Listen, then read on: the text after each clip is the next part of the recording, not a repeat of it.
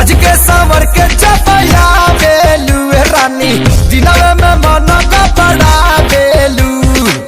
राती में सपना तू अपना देखा के हमरा के कहे तू बना बेलू तू मोटा जाइबा हो खाइबा में हरी के हाथी का कोटा जाइबा हो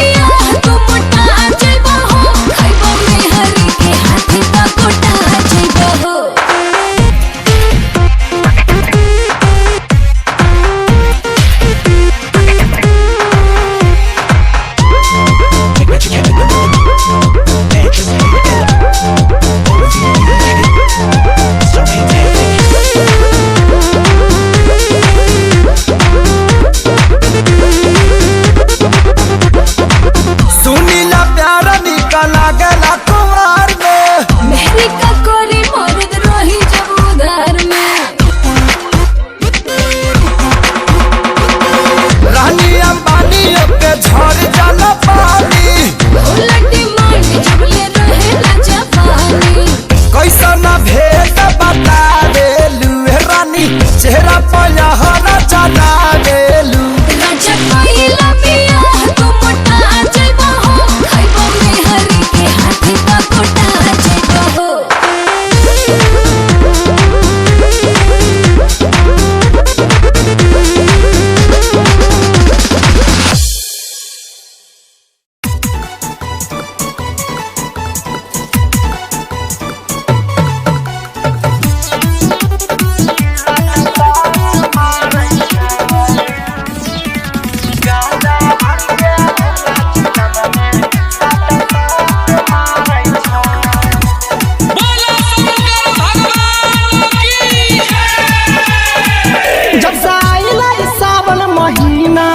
गर्दन में शोभे नगीना